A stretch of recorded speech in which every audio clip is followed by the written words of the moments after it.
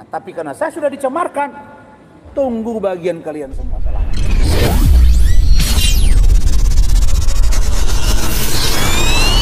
Karena saya sudah dicemarkan, tunggu bagian kalian semua saya lawan. Saya duduk, dia minum. Kalau itu saya benarkan.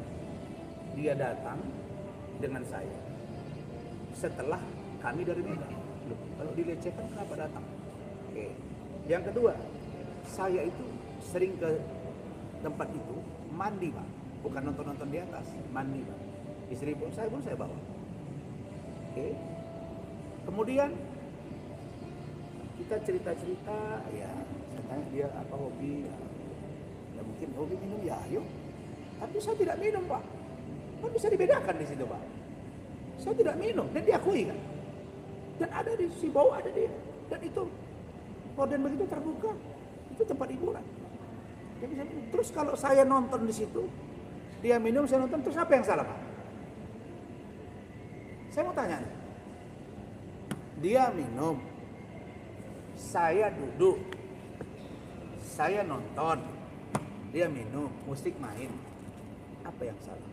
Apakah saya lagi raba-raba dia? Apakah saya lagi perkosa dia? Justru ada di situ sudah di posting sama si Dennis. Itu private bos. Kok jadi public area, Pak?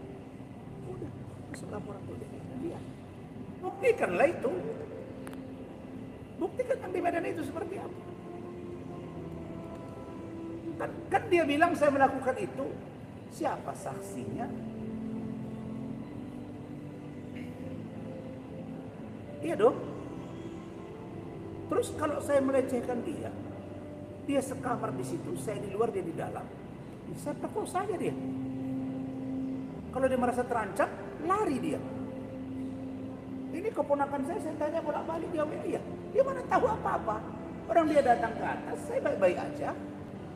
Malah diakui saya tidur pakai baju, kan ada. Kan dibilangnya di situ. Saya tidur pakai baju.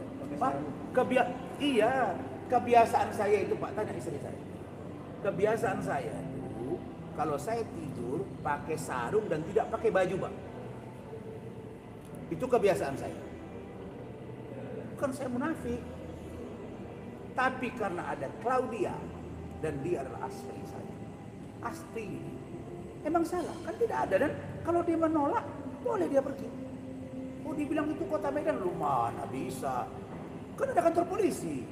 Kan ada reserve, ada security, jerit-jerit aja dia selesai itu, Pak. Jangan gitulah, ya kan? Jangan, ini kan udah terjawab tadi nih. Halo, ikuti apa saya? Kan ada tanggalnya, Pak. Jadi, kalau saya di sini melakukan sesuatu, saya perkosa dong dia. Atau saya kasih dia minuman itu. Tidak benar, Pak. Ya, ingat ya Gusti ya, tidak ada yang namanya beli minuman. Ya, itu pasti. Jelas ya, tidak ada minuman. Ada kau beli rumah minuman? Jangan gitu-gitulah. Faktanya di situ tidak ada lagi jual minuman-minuman, Pak. Kena COVID. Dan Hotel Emerald itu sudah 19 tahun sahabat saya, Pak. Sampai sekarang udah hampir 20 tahun. Tapi kalau dia mungkin bawa minuman, saya nggak ngerti lah. Tapi seandainya dia minum, terus saya nggak minum, terus dia bilang saya katanya megang dia, terus dia merasa lecehkan. Kenapa? Ada dengan saya itu. Oh, diceritakan dengan Hotman misalnya. Saya tanggal sekian dengan, kan begitu ya, Hotman bilang tanggal sekian masih baik Februari, tahu-tahu di Maret ngaku, kan gitu. Itu beda cerita, Pak. Ceritanya beda. Mereka memang ke tempat-tempat hiburan. Iya dong, benar kan? Kemudian ada chattingan-chattingan antara dia dengan Kim. Dan memang bahasanya memang bombastis. Saya tanya chattingan saya sekali kalau ada. Ayo gini yuk, gak ada bos. Jadi saya nggak tahu lah malam itu apa saya nggak ngerti. Ada apa enggak itu saya nggak ingat dia. Karena itu udah lupa ya kan. Tapi yang pasti saya tidak melakukan pelecehan. Buktikan. Mana buktinya? Iya, sebagai sahabatnya Rasman Nasution, saya merasa bahwa Rasman nggak seperti ini ya. Belakangan ini saya melihat banyak berita memojokkan Rasman gitu ya. Kita sebagai seorang advokat harus profesional. Dan bicara hukum ini cuma dua, bukti dan saksi. Kalau ada tuduhan-tuduhan negatif tentang Rasman, kalian buktikan secara hukum. Bukan berarti harus menyerang di media dan sebagainya. Saya bingung dengan teman-teman ini. Apakah mereka menyerang Rasman ini karena untuk cari panggung atau apa, saya nggak tahu. Lebih banyak kepada pribadi Rasman ya. Sebagai seorang advokat ya jangan seperti itulah. Saya ajak teman-teman, kita harus profesional, kita lihat secara fakta, jangan asal membuat opini dan membingungkan masyarakat. Kita nggak ada cerita tentang pribadi Rasman yang sedang diserang, tapi ya ngobrol-ngobrol biasa aja lah sebagai sahabat. Kalau bagi saya, ya Bang Rasman ini tetap kuat. Karena biasanya kalau cobaan seperti ini mau the next level, dia mau naik level yang lebih tinggi lagi. Jadi lebih banyak berdoa lah agar supaya kedepannya dia lebih baik lagi. Si melihat seperti tadi yang saya katakan, kita lihat dari si fakta hukumnya.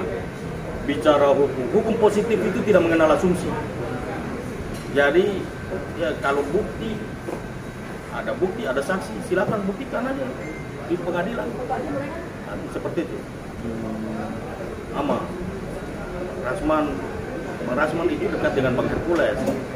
Jadi ya secara otomatis saya adanya Bang Hercules, ya sama-sama, kita sering sama-sama. Tidak tahu dong. Bang Rasman orangnya nggak seperti itu.